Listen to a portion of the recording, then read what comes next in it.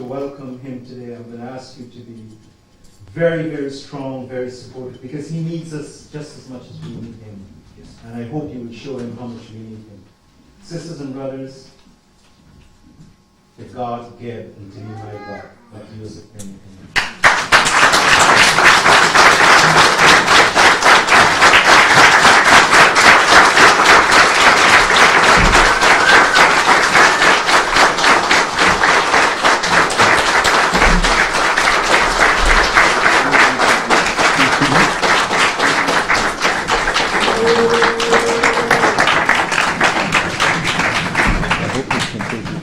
Yeah.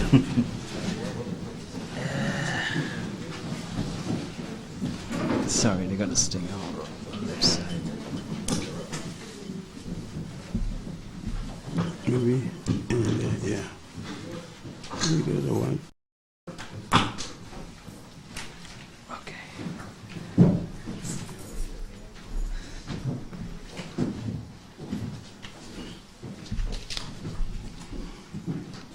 First, I must say good afternoon to you and try to speak to you in deliberate terms. I've just returned from Africa Friday, and I excuse me for not pronouncing Africa the way you may do, but then you're a little more articulate than I am. So I only have one way to say Africa, and that's the wrong way. Because I don't care if you spell it with a K or Q, it still isn't proper. The continent of Africa was called by the Greeks. As far as I can research, Alkebulan would be Ortega, Hesperia, Amonis, Libya, Ethiopia. Those names were all used before the name Africa.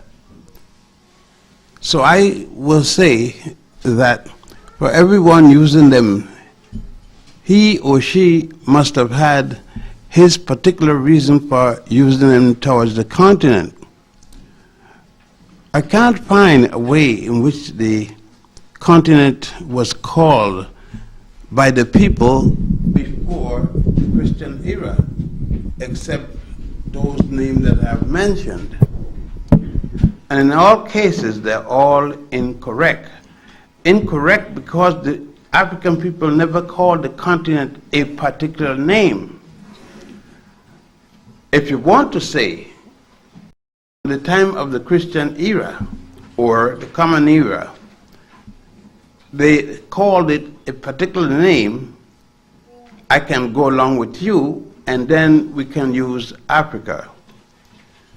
Since there isn't a particular name before the Christian era or the Common Era that the indigenous people of Africa has used for their continent, I will continue to use the word Africa, whether with K. If you want it with a K, I will oblige you. And if you want it with an A, I will do likewise. In either case, you're still wrong.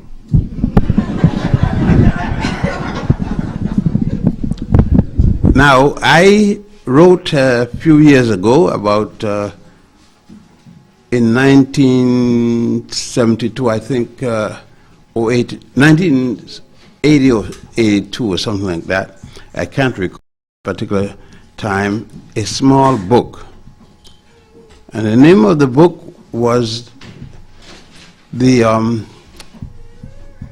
if I can recall correctly, it was Cultural Genocide in the Black and African Studies Curriculum. The book, to me, is today as relevant as it would have been when it was written. We have not turned the corner, whether bad or good, against the writings in that particular book, so that if I had to write a book today on education, I would take the name of this book, change the dates, and put it out there. The funny thing, I wouldn't recognize it because it's so current that it will be accepted as a new book. But let me highlight some things about it and detail others. That book was written because there in Brooklyn, there was then with Rudy McCoy and a number of people, including Malcolm's wife, Betty, and I say that with a due respect to her. I want to make that sure because a number of people find to criticize Betty in a very disastrous manner. I can't join them because my knowledge of Betty and respect for her goes beyond that point. So I will not join. That doesn't mean that I disrespect those who find necessary to criticize in the manner in which they do. Betty has since earned a PhD. I don't know, that could be designated quite differently than it really is. For most people, it indicates a bachelor's degree and a master's degree, and as I said before, the PhD, but I can interpret it different to mean bachelor's degree. You know what that could stand for. Is with due respect to all of you, it is bullshit. I know I got it, so. And the master's degrees is more shit. And the PhD is a lot of shit piled high and deep. Now, I do have respect for it because it's a degree given by the master. When you have a master, you must respect your master because at least your master must have something over you in order to hold a position. Nevertheless, although we are the best dressed up slaves you've ever seen, we are that. I mean, you would detest hearing that you are slaves, but then what are you? By virtue of how we submit ourselves and who rules us, we must be slaves.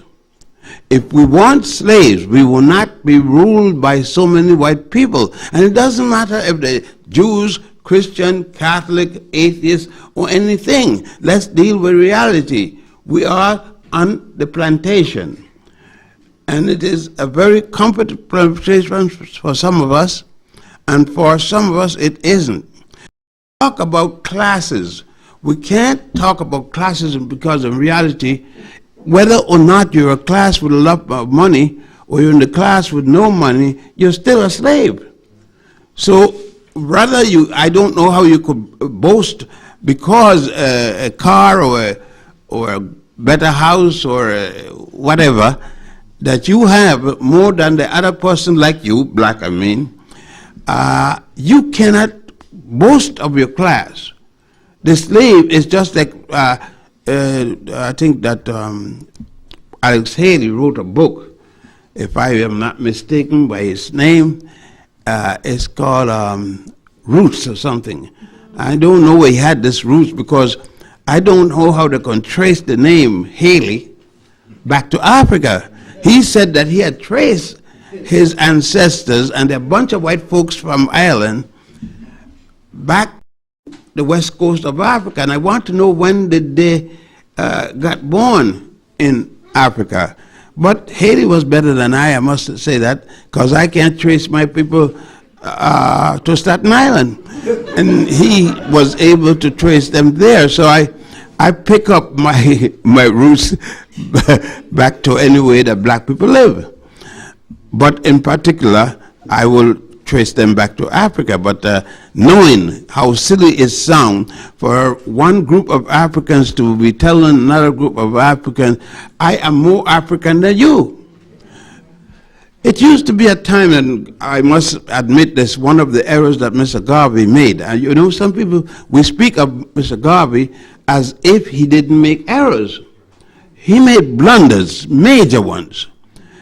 One of the things was to cause a fight between a black-skinned person who was light and black-skinned people were dark because of Du Bois. We don't need to ask if Du Bois was light because we must be poor sight not to know that he was. But one of his remarks in response to Du Bois insulting him was calling Du Bois a crazy, mix-up, almost white. Now, what do you mean by almost white? All of us had somebody in our family been raped. I'm using the word advisably, but I don't care how black you are in here sitting down. You had some white person been messing with your family. I don't care how light you are, or how dark you are, or how middle color, if you want to call it. You didn't escape. It was impossible for you to escape. Man, that's why I said there is no reason that all black people shouldn't hate all white people. I cannot come to you and say, well, I am dark. How dark is dark? And therefore, and that's a shade, it's not a color. Therefore, I am better than the person who's lighter than me, and that's my mother. And then my grandmother is lighter than her. And then if I look hard enough, if I could find one, I might find one much lighter than her. And then I look at another white family, black white family, over there, and make a comparison. When I am finished, all black people that recognize the fact that they are black, I cannot turn down one of them as my relatives. So we want to be clear, because I'm hearing today, especially now on the TV again, about the different characters on the TV and how white one is and how black one is, and all of them are had, excuse me please, as niggers. Let's get it down. That's the way the white man see us, and he hires us because he needs us. Only when he needs us is he going to hire us. And then we, fighting him, fight ourselves.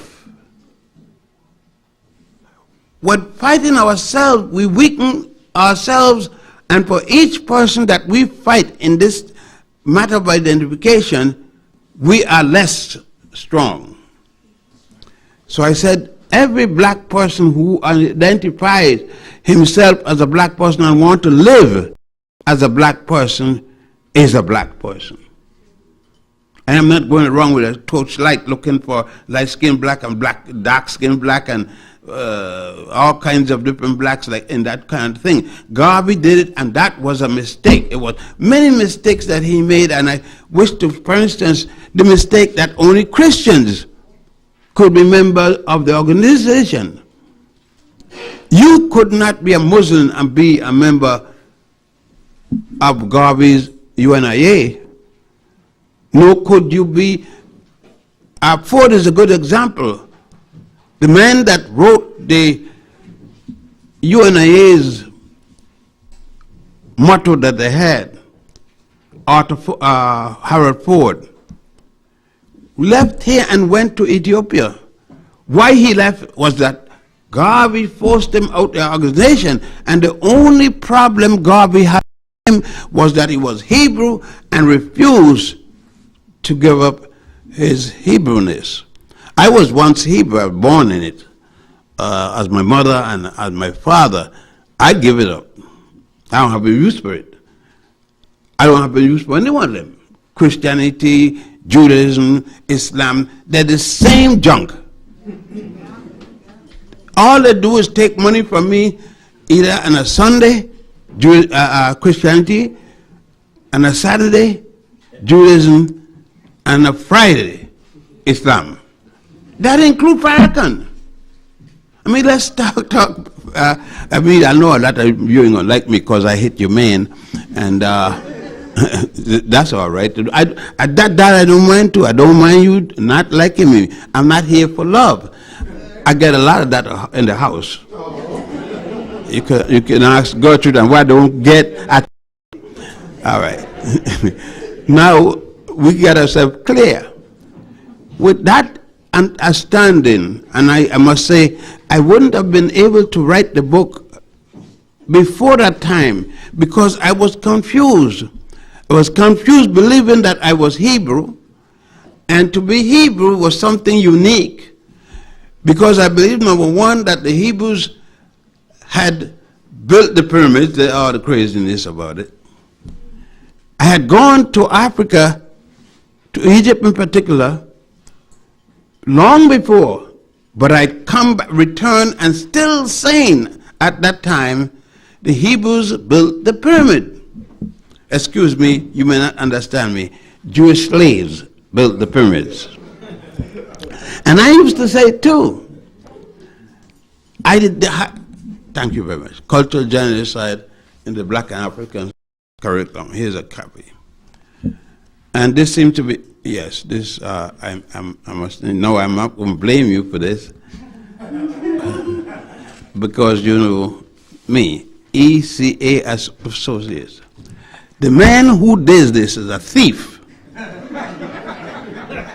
See, I like to tell people to say, ECA got no right. They had a contract to print this book. They printed this book, and the first day they printed it to now, it was 5 years ago, up to now he have never given me a penny. And he continues to print it. Every dime he collects from this goes to his pocket. So that's Curtis Alexander. And he still does it to the day, today.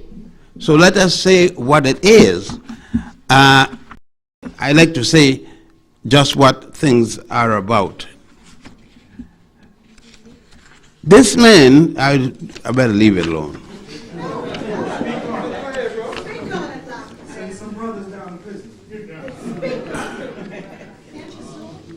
Yes, I can sue him. I can sue him. I can do a lot of things against him. But I tell you what I have told people and the way that I'm going to continue. I never had much, even when I was a young boy with my father, who was an attorney, and my mother, who was a midwife. And my father was working with the Marcus Garvey organization, Don Aviso organization, when we came to the West and was living in Puerto Rico and the Virgin Islands. And we just had enough to do a lot of things, but my father's policy of living with the people, he took his money, like I do, and spent it on different causes. So even at the United Nations, where I make a fairly good sum of money, I never had enough, and I swore. When I moved from the area of practicing law and decided to come in this area, I decided then, regardless of what happened to me by an African person, male or female, there is no way I would carry either one before a white man to be sent to a white jail.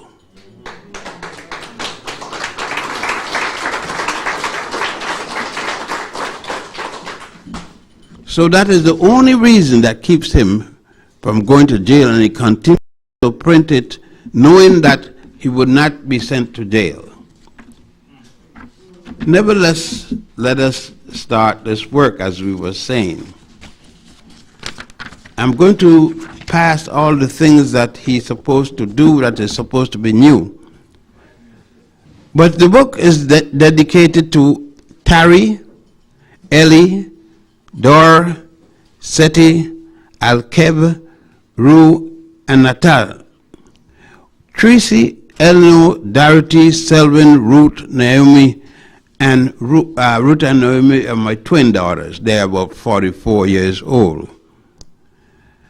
My adult children and their children, my grandchildren, all of whom have Nile Valley names, present the cultural future of Mother Al-Kebulan, and I got Africa, away from home in the diaspora in the New World. There are a number of listed names here. But what was important to me most of all were the teachers at the time. The white teachers were fighting, listen to this, for black students against black people who allegedly was equally fighting for the same students. The white teachers maintained in Ocean Hill, Bronxville, that they knew more what was beneficial to us than we know about ourselves. And a number of us joined together to struggle against Albert Shanker, who needs to be struggled against still now, and a number of the white teachers, most of whom were Jewish. I want to make it clear, Jewish or not, a white man is a white man is a white man is a white man. And the best one of them is in the local cemetery.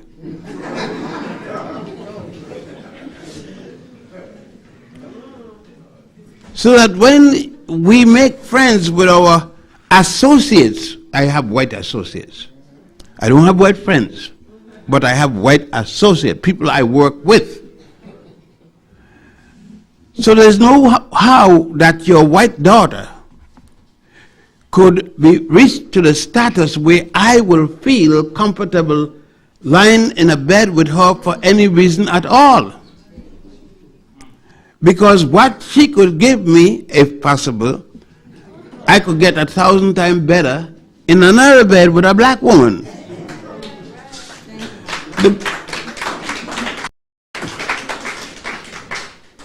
And if I have not tried one, and I'm 76 now, I don't think I'll be trying one anytime soon.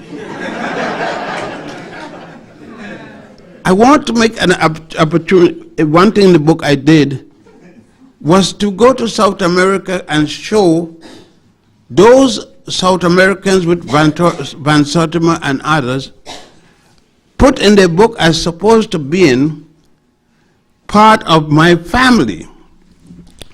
Let it be clear. If you go to India and you're not dealing with what we generally call Dravidians, you are not dealing with me. I don't care how you look at an Indian, he is not related to me. You see, if I need and looking for friends, I don't need white people, I need that kind of people. I got enough black people that look like all of that. I could find a white black person in my family. I could find an Indian there. So I don't have to go to look for some to say it is my people. I feel quite happy with all the black people, all of you here, I feel happy with. And if Ada says, should things go bad and my wife should pass away, this will be the first time I'm accustomed to that. And that's why I know God, what to call God or what he or she, if they take my wife, the next wife, within 3 months, I'm going to be married. Yes, I'm going to be married. I'm not going to shack up with her because I respect her. If I meet a black woman, within 3 months, I'm going to marry. I'm not going to lie down in her bed and get up in the morning and leave and come back the next day. If she's good enough to go to bed with, she's good enough for me to marry. See, now you asked me to do this book, you know. And all I'm saying go along with the book. So, see, that's my feelings. That don't have to be yours. And I remember marrying four times. I buried all of them except one. And she would have been here, but she has to visit our new great-granddaughter. She's only 4 months old. So that's why she isn't here. But understanding what we were faced with is a new type of education was demanded by the African people in our community there in Brooklyn, Ocean Hills, Brownsville. Nobody at all decided what we were going to have. We were going to have, we said, a system of education which allowed us to have our children educated. A certain money was allocated, but the money was never in our hands.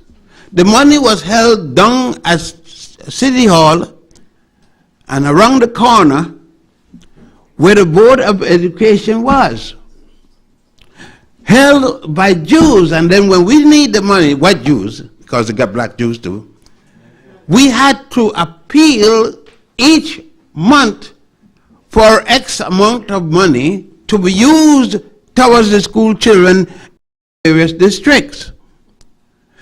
That meant that we were not in control. We settled for that.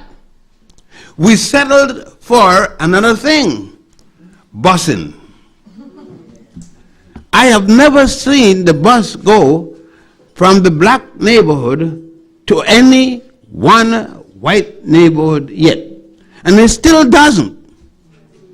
The black bus starts in the black neighborhood and goes to the white neighborhood up to today. That isn't integration.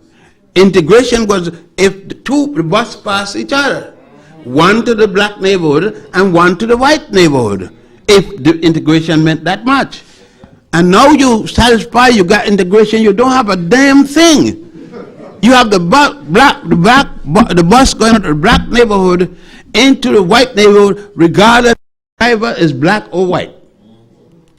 You have something that proves your inferiority. You go to the white neighborhood and then tell me how much more educated your children are, as if the white school is better.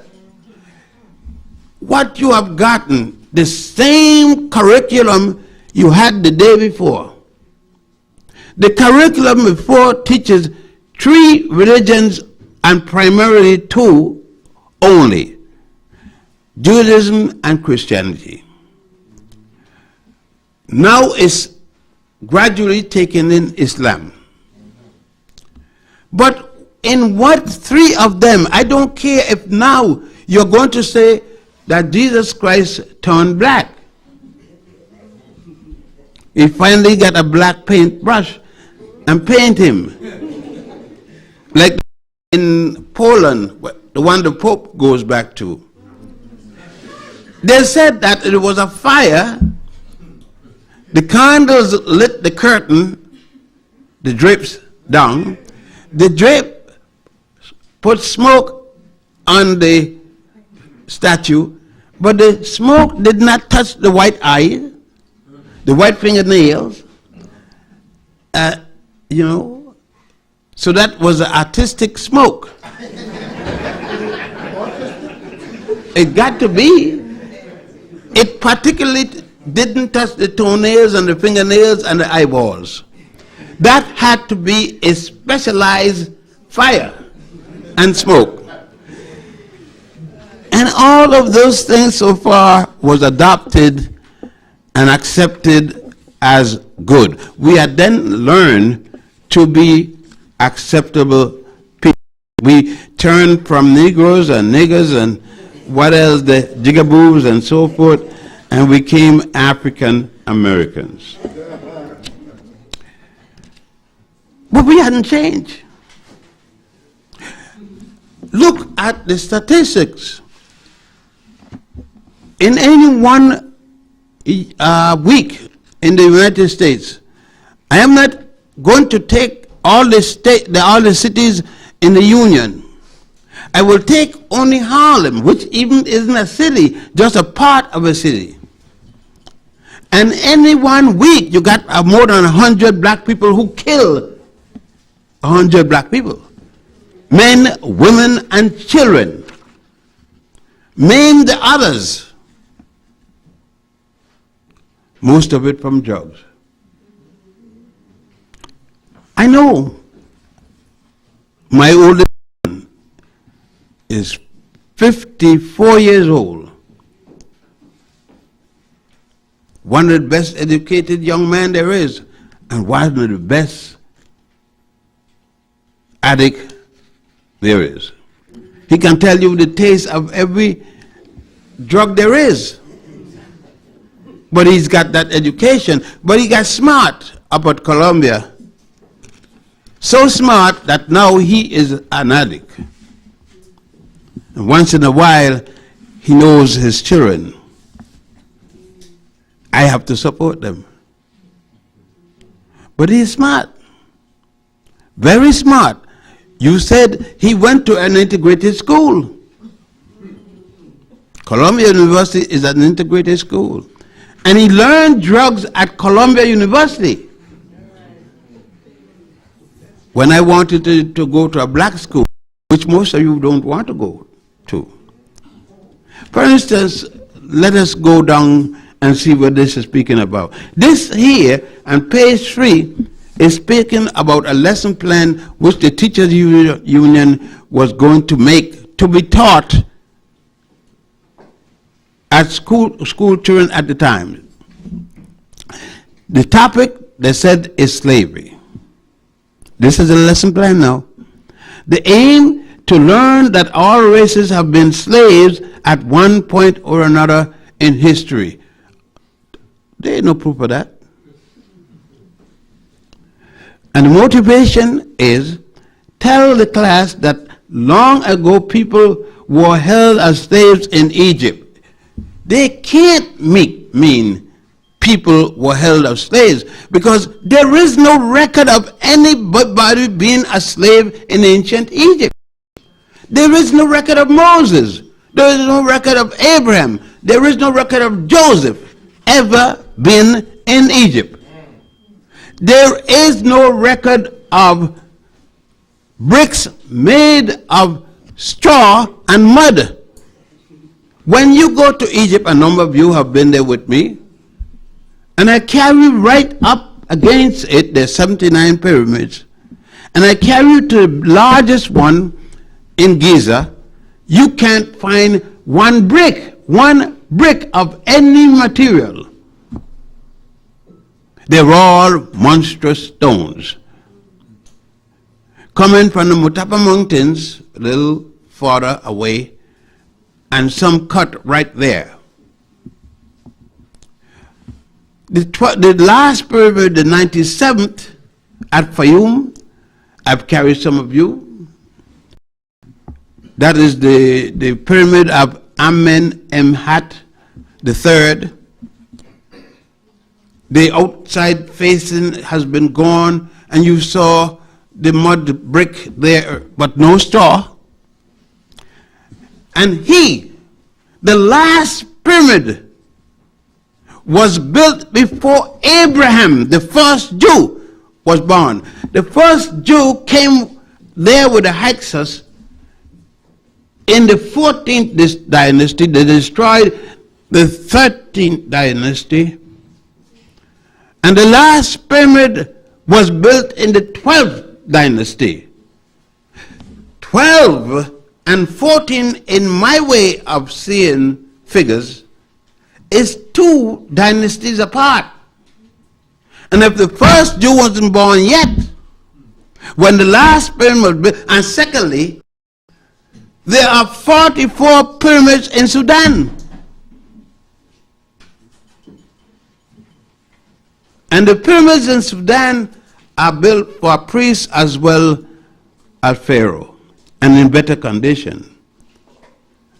Did they build those too? There are pyramids in South America, all of them before Abraham was born. If there was an Abraham, the irony is that not a single person could document Genesis or Exodus or Numbers. There is no way in the world to document God. Who knows God in here?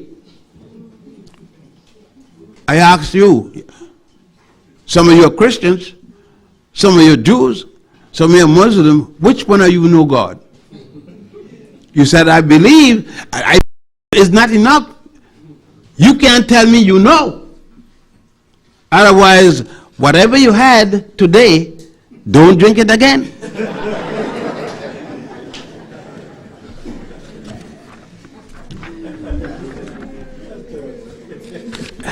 Yes, I just want to show you. If you know God, you got to tell me where God live, who's God family if you know, who's God wife, because God can't be his wife without a wife. Look all the children he got.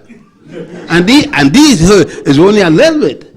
See, don't count me in them, but I mean, you all, you know, if you know God, you actually got it down. But I don't know God, see, I know my daddy. And seeing how other people were made, first thing is mommy. That's another thing we got to get straight here. See, my first person I got to look to is mama. Daddy was good till the day he died. He's a good brother. I'm not one of them Negroes that they had no father. See, I know I had a father. My father did my mama, but good. And he, at least a man was. But mama gave birth to me. See, I got no birthday. I'm one of the few people in here don't have a birthday. My mother had a birthday on December the 31st, 1918. My father have never had a birthday, not that I know of. My mama had a number of birthdays. And I kneeled down in front of her and placed my head figuratively on her womb once a year. That was the day of her birth, the day of birth to me. That was her birthing day, therefore her birthday. Let's go on. That was the way in which the teachers' union started.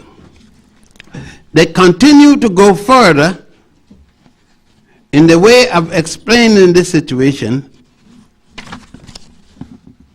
and that was to make me feel happy to be associated with quote-unquote Jewish history. At that time, they did not believe, or at least these white Jews in America could not tolerate that there were such thing as black Jews. And so this continue by saying, have the children locate Egypt on the map. So there were no doubt they meant in Africa. They located Egypt in Africa. There's the only place you can locate it.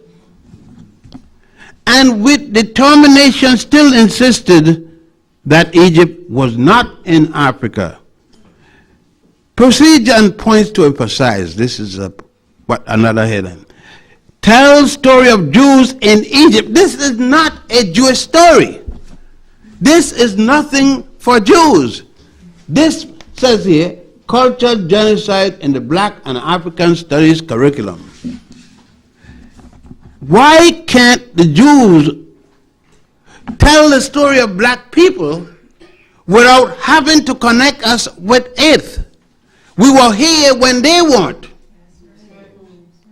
Africa has been there and known for at least 10,000 years without dealing with the archaeological finds. Speaking about the time when the African was using the solar calendar. Then they refined that to 4,100 BC when they was using the sun calendar. And still the Jews were not here. The first accounting we have of them is 1675 BC, the 14th dynasty. Reading it.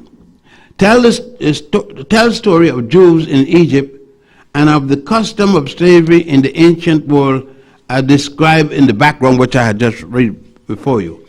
2, relate the sufferings. This is Jewish. This is black people. Relate the suffering of the Jews as written in the Bible to the suffering of black people under slavery. I want to ask, why should I be related to somebody else when enough suffering in America, still being active, to relate it to. I didn't need them to relate it to, but nevertheless, we keep on. Discuss the meaning of the words Egyptian, Israel, oppressed, and Pharaoh. Now, what does Egyptian, Israel, oppressed, and Pharaoh would have to me? Even if it was enslaved, it didn't enslave them, I would have been the enslaver. If Egypt, the people in Egypt enslaved them, the people in Egypt was like me. They were speaking about my being the slave master, because it would be no white had gone there yet. The first white people, you see, were the Hyksos to come into any part of Africa, Egypt in particular, and they didn't come there until they broke up, destroyed the 13th dynasty and start the 14th. So there would be no white people. Greece is not around. Rome is not around. And they told me that's the first two white countries in the world. And they told me that Romulus and Remus started Rome. Huh? All these lies that all of us in here have been taught, and most of us still believe. They're lies. But let's keep going. Sing, go down, Moses. Go down where? Tell class the following.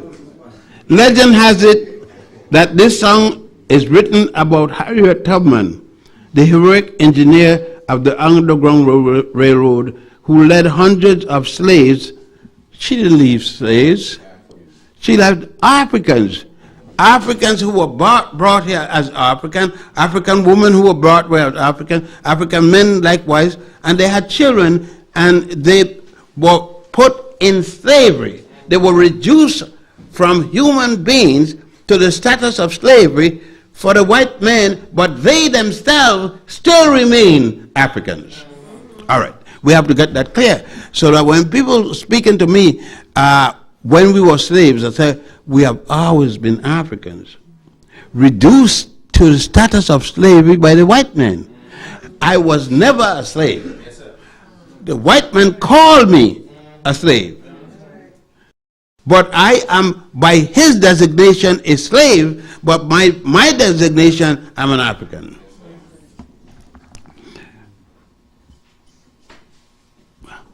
The heroic engineer of slaves, freedom to Canada.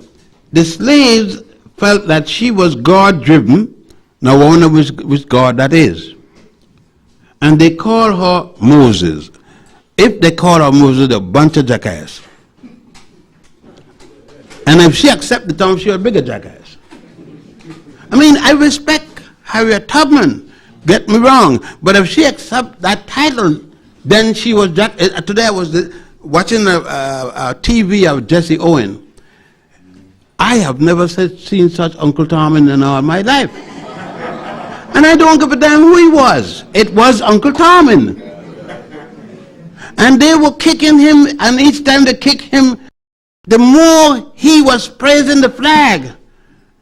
And the man who was working for the tax department, equally black, was trying to get him understand. And when he was called, nobody called me, he volunteered to go down to speak in Mexico to the black athletes who had raised their hand, their fist. He went there to speak for every bondage who was a Nazi. See, I mean, it was sung, the Black Regiment in Civil War. And since that time, it has become a song of the whole world. The whole world don't sing Go Down Moses. That's the damnedest lie there is. Only place that sing that is those who become knowledgeable of it caused by American influence. They didn't used to sing Go Down Moses in Japan. They didn't sing it in India and another place like that. That's a damn lie, but these are teachers.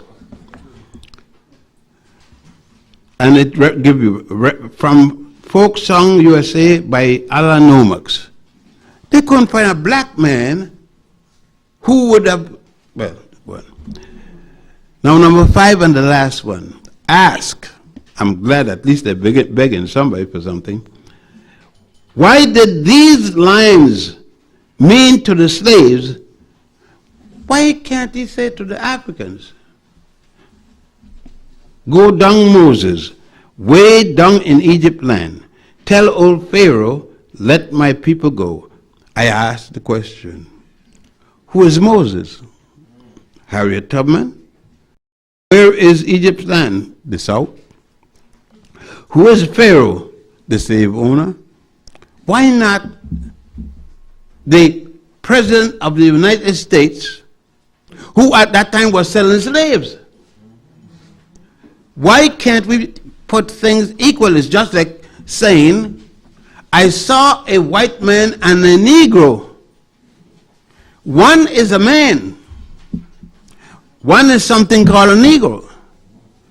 You know that one is a man. What is the Negro? Is there a little girl, a little boy, a big woman, a big man? What? It's like you saying, like I hearing on the subway now, I saw the nigger, man, the nigger throw it over there, and the white guy. That's the type of conversation our young black men are having on the subway. They cannot distinguish that the two does not apply. You don't have a group of mango, banana, potatoes, and therefore I got potatoes. Let's go. That was enough to start the writing of this book. And I started with it because it was profoundly written, and the person that wrote it they knew at the time just what they was putting here. They were writing something for the Jews and not for the Negroes. And this was put out by Albert Shanker's Union. I challenge it. Slavery. The black people were not the only ones who were slaves. Many different people were slaves long ago. Some were whites in the United States. There are many of us don't know that they were slaves. In the state of Massachusetts, if a white woman married a black man and had a child for him, the child was reduced to slavery and the mother. She lost her whiteness, and she was listed on the blacklist. In many states, the South had no segregated laws before the North. The segregated laws started in the North. New York City, you couldn't ride the trains, the streetcars. And they had laws to that effect. Whereas the South couldn't have them because you were working for the master all the time. So blacks became, under those laws, slavery. The so-called Reconstruction period. This book is fantastic. Now let me read. If you got your Bible, take it out. Because I'm going to be reading from the Bible. I am now in Numbers. I'm reading from the ordinances. Chapter 1. And I'm going to read. You see, I'm not young like you, but I can't read with glasses. Now these are the ordinances which you shall set before them. This is your Bible, your Bible. When you buy a Hebrew slave, he shall serve 6 weeks. seventh, you shall turn him out, let him go free for nothing. If he comes in single, he go out single. If he comes in married, then the master will take his wife. If he is married, you took him, you took her. If he's going out free, you take her. He don't go out with his own wife. If that isn't rape, what is it?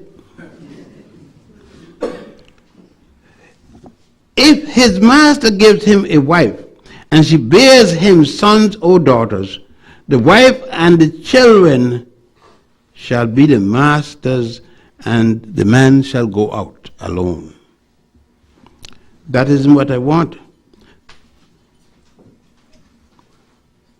Now, if you get a nigger slave, I use that word respectably, and she bring in, you should tie the black man,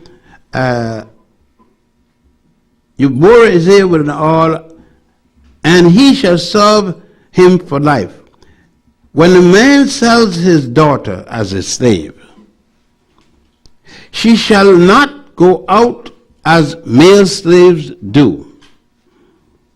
If she does not please her master, who has designation of heirs for himself, then he shall let her be sent.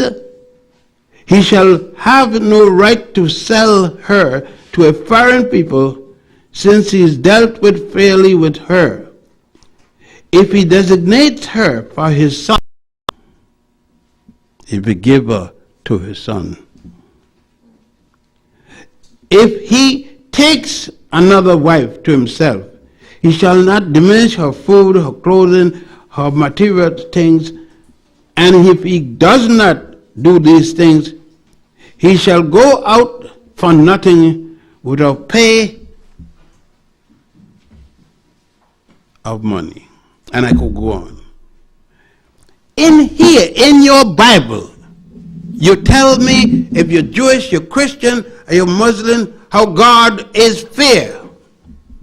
Here is it. Moses' law. And it's in your Bible now. Then you got to ask, what kind of God is that? What a kind of God taught me when I was a boy. Left this out, and it was there in the Bible. The man knew he's a liar, he's a thief, a prostitute, a barefoot jackass. He read that to me. He never did read this to me. He never did tell me that the Jews were slave masters. I had to wait for years, many years.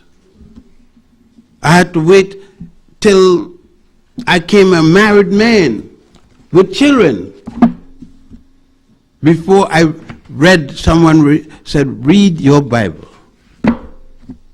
And then I realized that the slave master was crying about slavery, and he was one of the worst slave masters there was. It just like when Abraham was raping women, Abraham raped Hagar.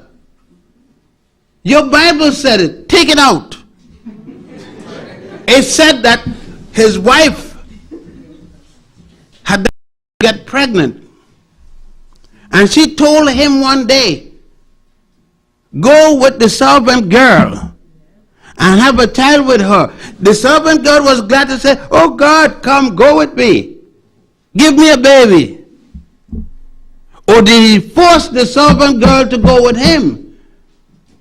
Did he rape her? He raped her. And she was an African woman.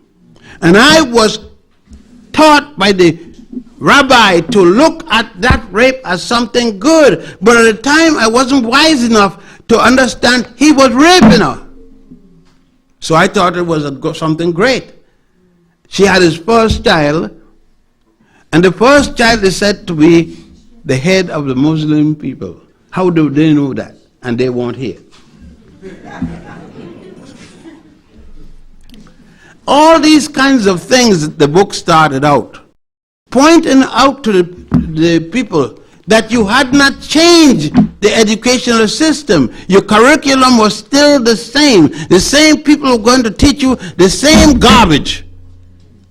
Only that you were saying it's black studies. I maintained at that time that black studies was a negative term. It still is. Nobody teach in America white studies, yellow studies, brown studies. Why should we have black studies? African studies. And if we had been teaching African studies, by now the children would have been saying African and no American behind it. Europeans are Europeans. And that's what I mean. It's become lovers of our masters. It is bad enough that we try to look like our masters. I understand it. My wife too. My wife is quick to go to the hairdresser. And when she come back, she look half white. And I said to the good old soul, and she's a good woman, she wins well. Because she's a Roman Catholic, but of course the Pope out in a minute. Especially when you start to talk against birth control. But she had it from day one. She was a St. Agnes girl, a St. this girl, and all kind of different thing. And between the nuns and the priests and all of them in St. Croix where she was born, then she joined and became a nun herself. And she didn't lose all her faculties, but she did lose some in the process. I had to understand, but I tell her, Gertrude, she did quit. And after she quit, I went and talked to her and tell her about marriage. I want to marry. We were nice friends when we were child. She was going to the Catholic school, and I was going to the public school. And I had talked for her and tell her how I feel about her. And we didn't get together, and she went and put that stuff in the Catholic church, and put it in the convent, and I got married umpteen times, and waited for it, and I saw, and then I met her at 14th from St. Croix, Puerto Rico, and then met her in 14th Street, and she didn't have that kind of habit, and I said, Gertrude, I still want to marry you. And she said, who are you? And I said, you don't remember me? I'm the man who's going to relieve you of that thing that you've been carrying so long.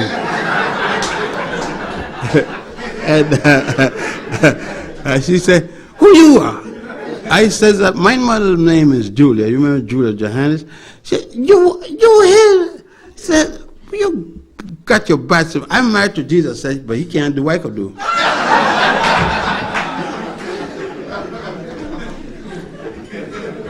And so after a few days, and then her uncle was my best friend. And she had lived with her uncle, and he told me, come on up there. And, he had too many virgin women in his house.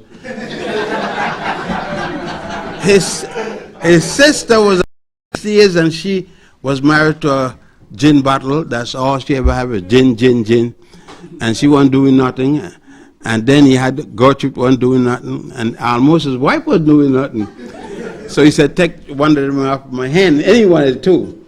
So eventually we got married, and Gertrude lost that thing. But but this was just one of the incidents of a period of time.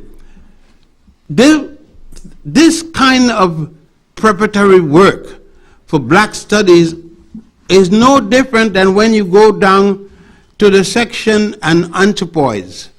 Going back to St. Anthropos boys, at that time, dankness was not discovered yet, and so we couldn't deal with her. Even her, we would have to change the name from Lucy to Danknesh, because Danknesh is the correct name. That's where they found her, and to give her the name Lucy was not proper. In the book, you're dealing, quote unquote, with the Falasha Jews. And I must stop here. Falasha is a misnomer that is ugly. But again, since the Europeans using it now, at first it was given to us.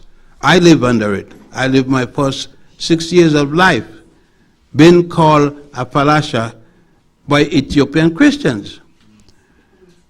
I was called a Falasha many days and had to walk off the 1 or 2 sidewalks that they had. A Falasha is a name, in translation would mean don't hate me. It would mean stranger, foreigner, untouchable. It was a most horrible word in the Amharic language. The name that we use officially to ourselves was Beta Israel, children of the house of Israel. That too was bad, but it was used by every Jew who didn't want to use.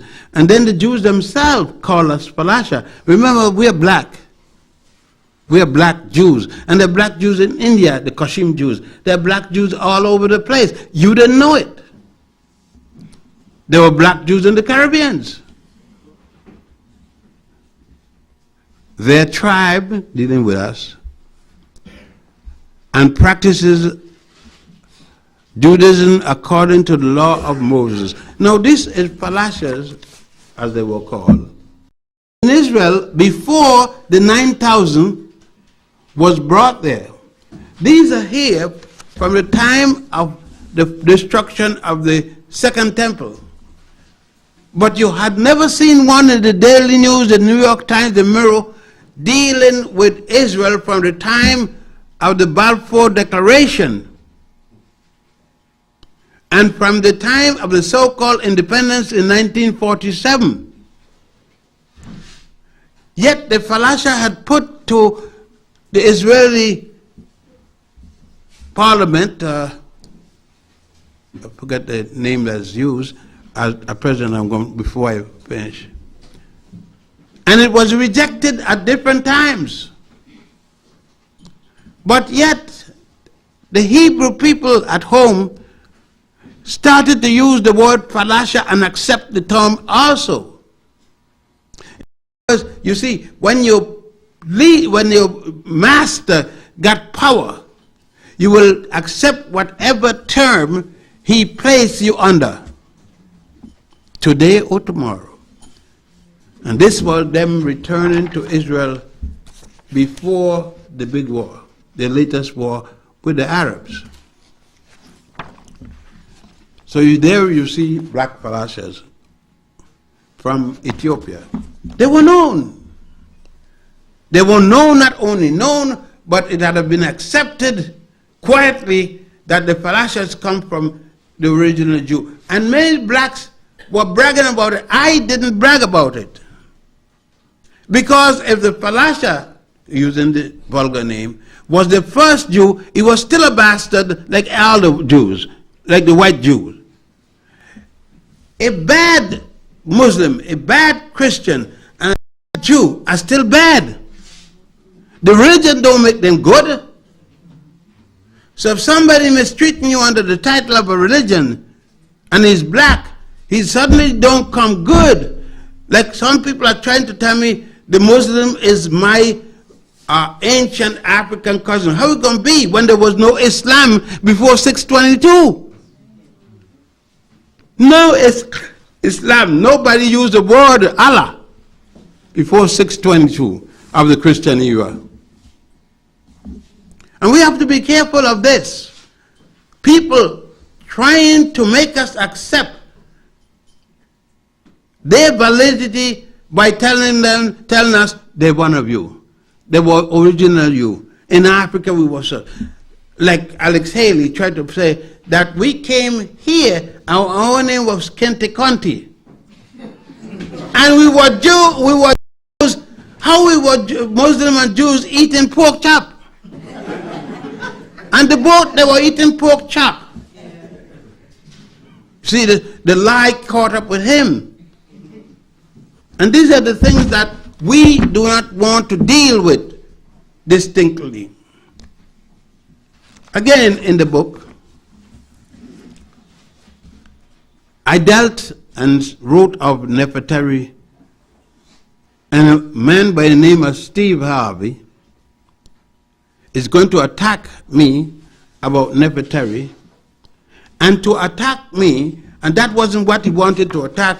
He wanted to attack Akhenaten, Amenhotep IV, because I had outlined. You see, if you accept Akhenaten and what Akhenaten had taught, that there is only one God, and Akhenaten was long before Moses.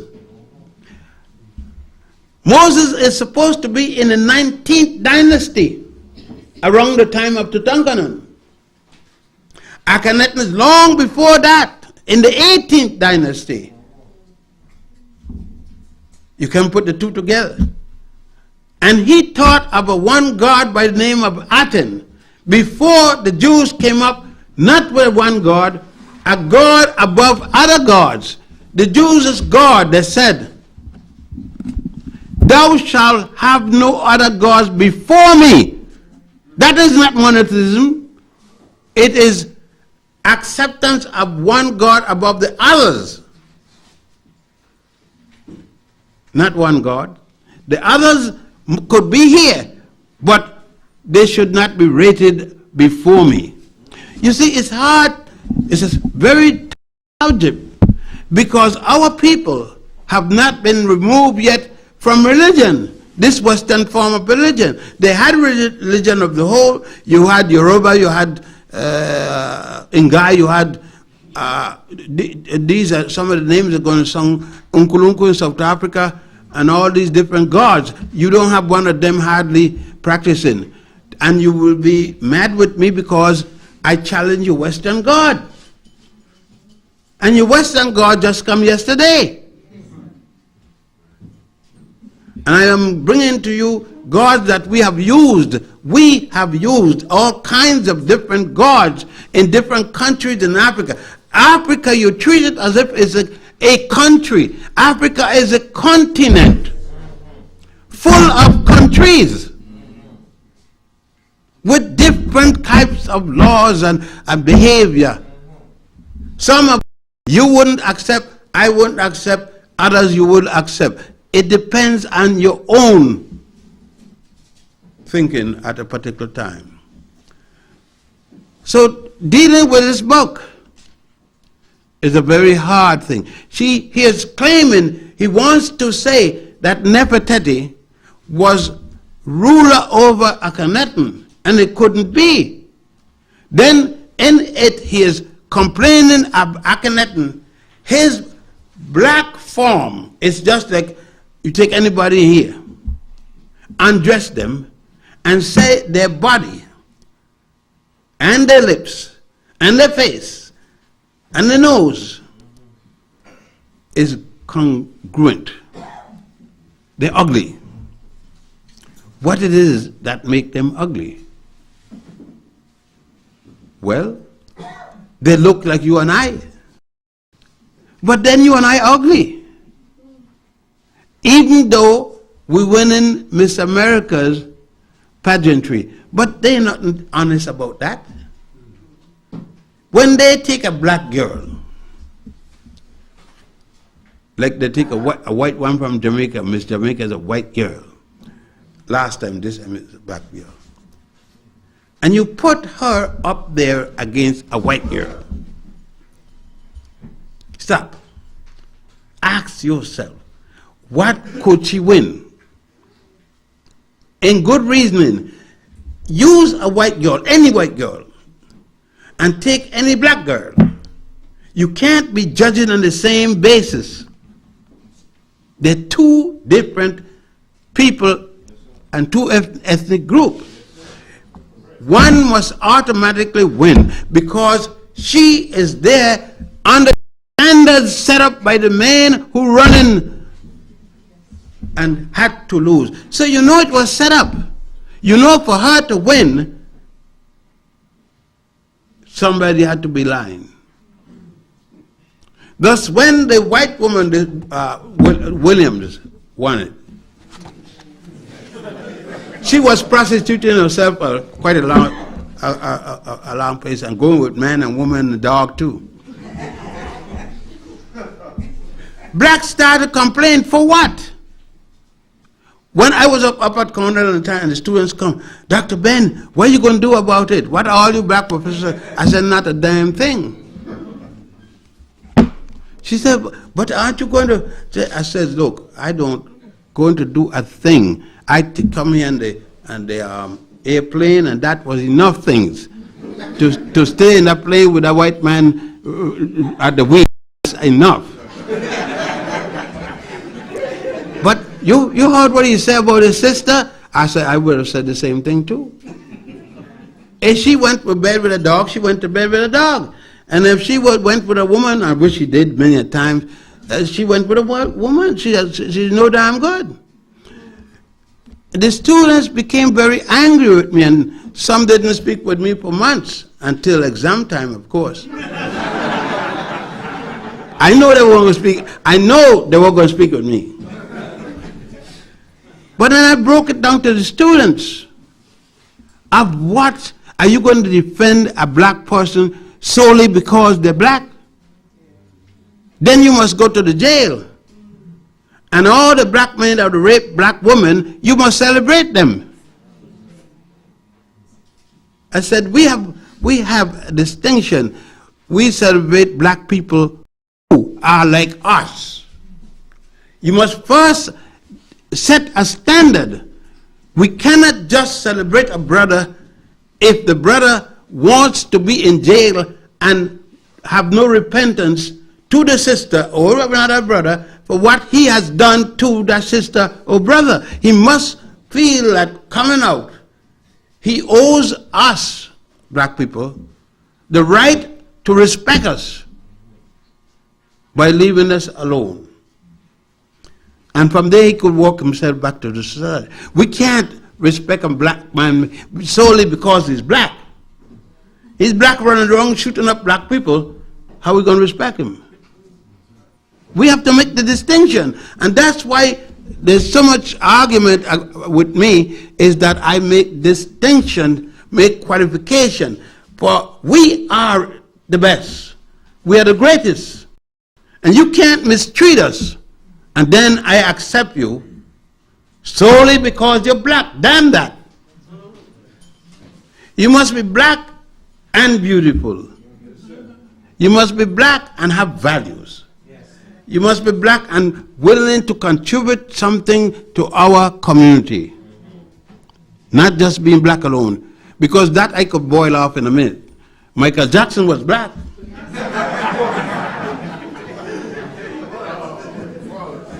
You see, this is the thing. I know I'm not going to bore you much longer, but I got just a few more things and get a chance to question me. But you understand, the analysis that this particular book made, and it touched on Adolf Hitler, and I said, there was nothing with Hitler, listen carefully to what I'm saying, because I know I'm going to hear it different than I said it. That isn't wrong with each white person you meet out there in the street. They would have done the same thing to us as they would do in the morning, given the same situation.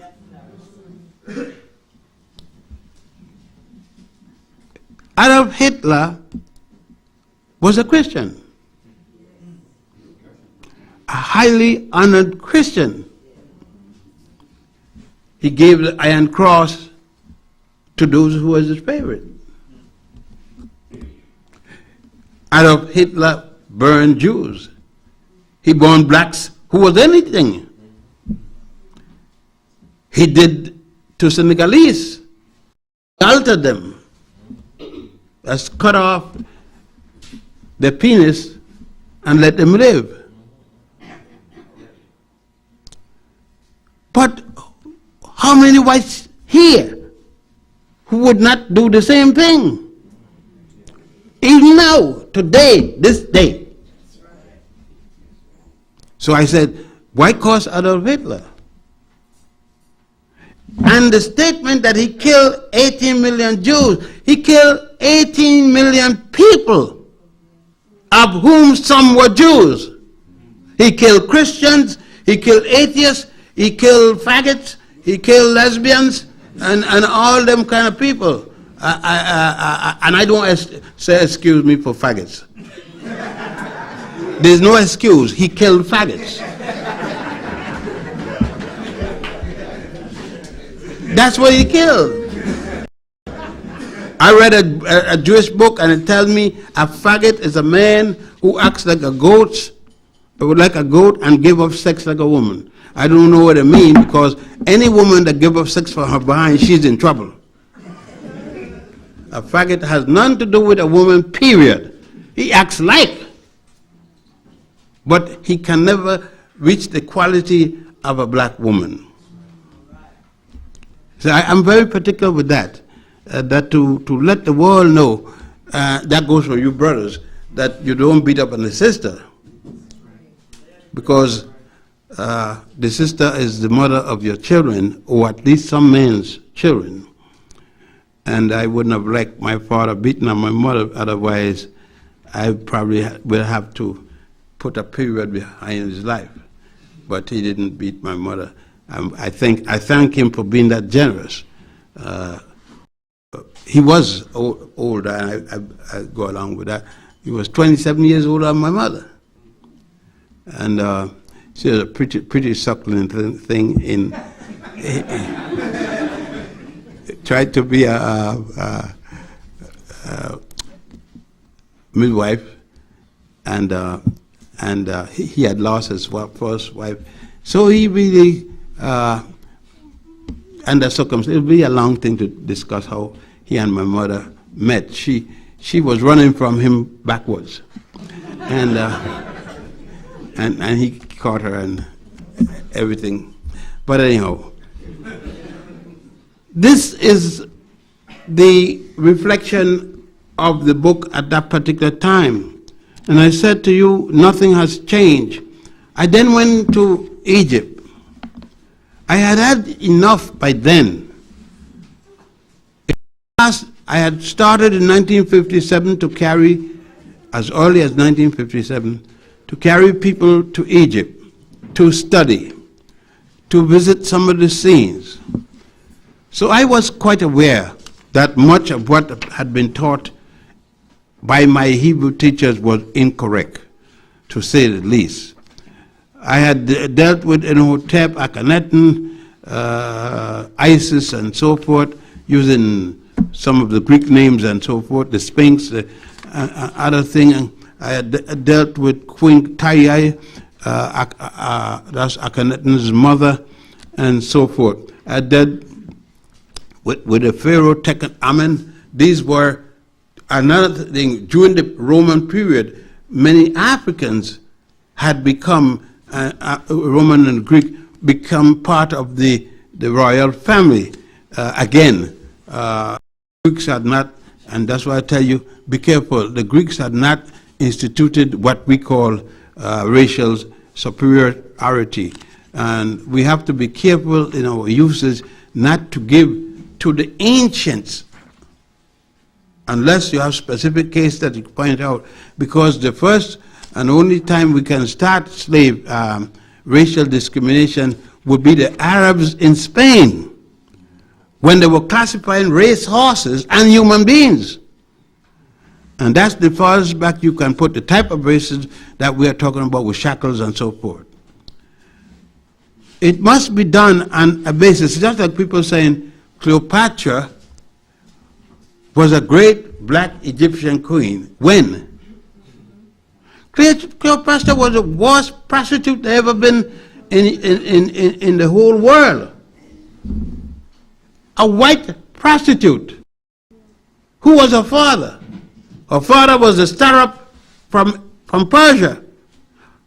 I'm sorry, her mother was the daughter of the startup from Persia. And her father was Ptolemy the First, who called himself Sutter, a general in Alexander's army. And when Alexander died, he killed the startup, took his daughter, forced her into marriage, and she produced a daughter called Cleopatra the First. And every daughter is coming from all the Ptolemies, the sons, were called Cleopatras, and the daughters were called Cleopatras. There were 8 of them. And the sons were called Ptolemies. There were 15 of them. Cleopatra the 7th, that's is the one that you're talking about with Marcus Antonius. Now, how the hell are you going to get her black? She's from Persia. Her family is from Persia. She was born in Egypt, but of this parentage. I'm sorry to disappoint you, but hell, it got to be told to stop worshiping that, whatever you call her. You see what I mean? It is like some men, they say Ramesses was a great man. Which Ramesses? Which one are you speaking? The 15 Ramesses. Ramesses the first to Ramesses the 15. Only Ramesses first and second were Ramesses. Ramesses the third was a general, a commander in the army that overthrew the government and took over, and then took the name because he liked it, Ramesses the third. But he was no relative to the second. And it goes on. It goes on even in books. I am reading. They don't specify which Ramesses, which Sosostris, which this, that, and the other. They just read one book and decide they could write a book. Like they come to Egypt and read one trip, and next trip they bring their own. Because the money goes to them. The money isn't spent in Egypt in any village, not a village they own, some of them can't tell you one person they know that they're right.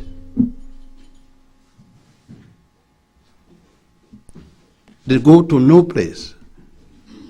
Whereas when you go to Egypt, how you can go to Egypt and with 20 million Nubians, just take out the Egyptian, just deal with the Nubians, and you got 20 million. And they don't know one company. The 49 Nubian villages had to be moved because of the dam and moved 40 miles north. And there's a central village called Daboud where we stop at. And Daboud controlled the other 47 villages. They've never been in any of those villages one time. Not one. All these kinds of things, you see, that's why I said to you, these are black men and black women who are going to Egypt but can't name you one Nubian, just to name you one, and say where you live, much less a Nubian village. They don't contribute anything. They bring in from Africa all the time things to sell. And they buy them for 50 cents and 90 cents and sell them here for $5, $25. And this is why I said, is it that what it is by going to Africa? No. You don't get rich going to Africa if you go to Africa correctly. And that's why I put the penitent slave. I deal with all of that in here. I put Africans from Europe and put them in the different status and show them. I deal with Xanthropus boys. I deal with all kinds of fossil. I deal with the Hippocratic Oath, showing that Hippocrates knew, the Greek, Hippocrates knew that there were Africans before him in medicine. He swears that he will practice medicine according to Asclepius, the Greek name for Imhotep. He practiced medicine according to Al-Hil, another Libyan of Lebos of ancient time. All this. So then I realized that it's hot, and I'm going to allow you to question me now. But I did this lecture because, again, it's coming to be very important that we understand what the African studies mean now that we're changing it into all kind of culture this and culture that. That those African department that remains like in City College under Dr. Jeffries, that you understand they are fighting for.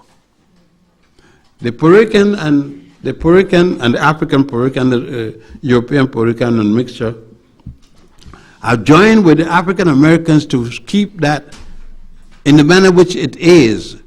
And even a black sister from Jamaica with children for a white Jewish husband. That's what it's like for the new president. She fought it, but she lost. They're going to keep the African Studies department. And I hope, the black studies, I hope they change it to African Studies and fight for it if necessary. That it don't happen like down at Philadelphia Temple, where it's changed to complete nigger studies, Negro Studies Department. And only Negro. How can you have a black man Negro and they accept it? How can you have the Negro study before he's black? You must start with the African studies and then at least deal with the Negro, because he had to be an African in his background to become a Negro. But in City College, it has been recognized, and Dr. Jeffries did a very good job in documenting what he had to say. It's unfortunate. It's unfortunate. I fought a loss. That all the African studies people refused to work unless they kept Dr. Jeffries. But as I said, we're not ready to die for the other African. Africans are not ready to die for each other. We are like Colin Powell. We go out and willing to die for our masters. We will do anything for the master, and that's why I say, I commend you, brothers and sisters, who still find that the sweetest meat this side of your heaven is the black woman. If you never had one, run outside and get one quick. It may be good for your health. So I dedicate my lecture to the black woman.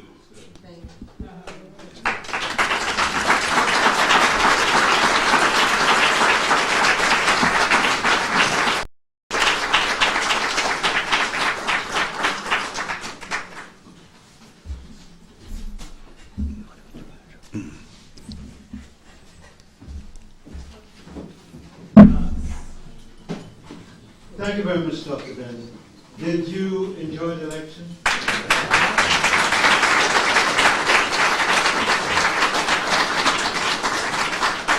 And this is the only place you really can get true African history. And this is why we refer to this as the University of the Community. You can't hear Dr. Ben at the university. In fact, one of the things he did not tell you is that he has been fired from almost every university in this area, bar none. Everyone. You name them, he's been fired. No, seriously. Because, as he would tell you, they give him the plan, he goes into the classroom, lock the door, and this is what the Right? That's right. And when they find out from the spies, the rest is history. So it is important that you continue to make sure that you get this kind of information. It's good for our liberation. And Dr. Bennett mentioned about the sisters and brothers in India. At the last lecture in the month, Ranofa Rashidi will be here. And his field of expertise is the African presence in India. If you want an experience, make sure you see that presentation. And the beauty about that presentation is it's backed by a slide show. So if he says that they're Africans living in India, you don't have to take his word for it. You can document it. So make sure that you are here on the last Sunday. What's the date? You can get some, make sure you schedule the back. It's on September the 29th, and the lecture will be the new global dimensions of the African community.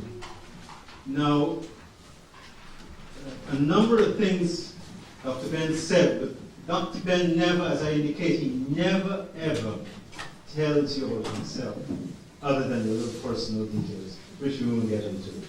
But when he mentioned the Pharaoh Amenhotep, Yes.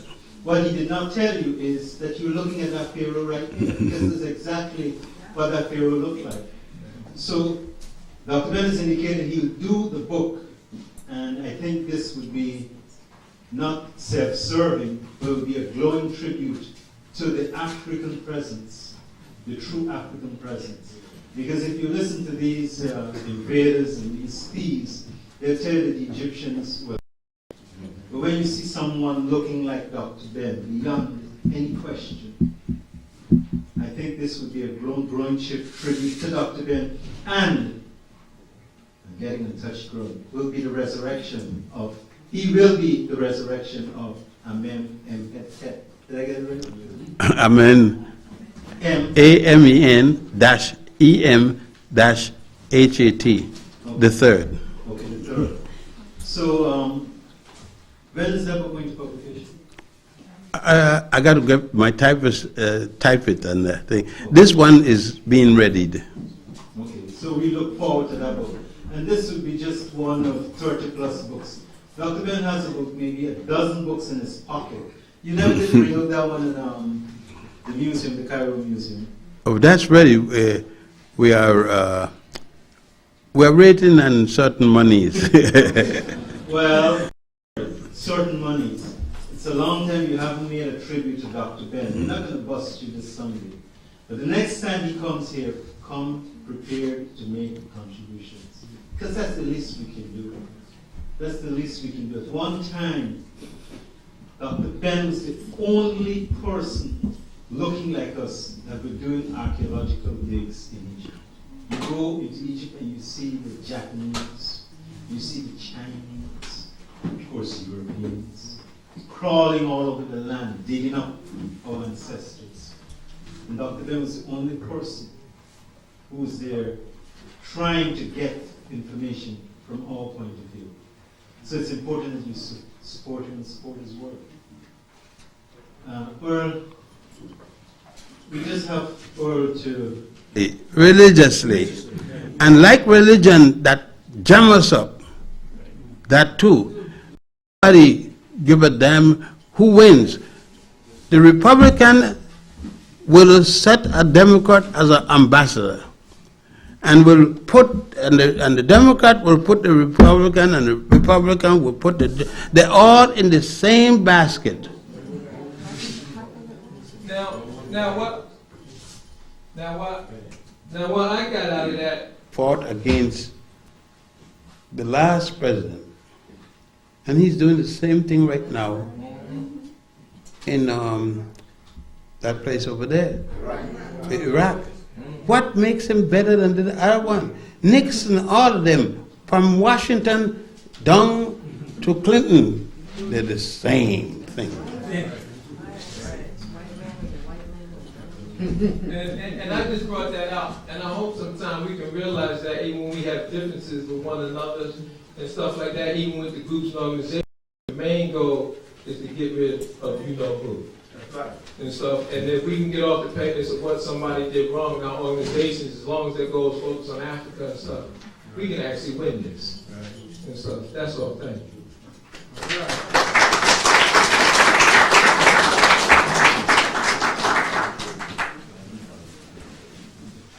Sisters and brothers, there's just a little flyer. I'll ask you to take it and just circulate it. I'll just read it briefly for you. Africans wake up. According to the San Jose Mercury, August 18 to 20, 1996, the Central Intelligence Agency of the U.S. government deliberately brought crack cocaine into our neighborhoods.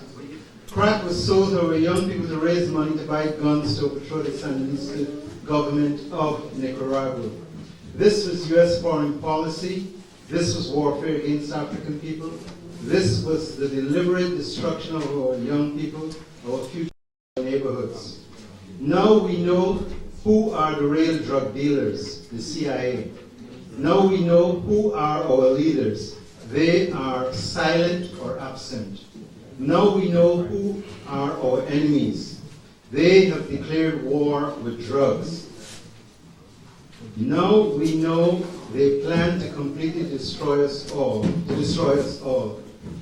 Isn't it time for us to act in our own self-defense? Remember the Tuskegee experiment?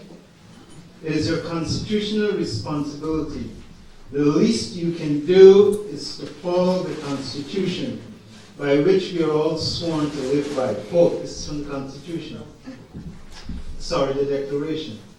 But when a long train of abuses and usurpations, pursuing invariably the same object, evinces a design to reduce them under absolute despotism, it is their duty, it is their right to throw off such government and to provide new guards for their future security. That's the Declaration of Independence. No, we have not heard one person. The only person that's speaking on this is Maxine Watts. That's right.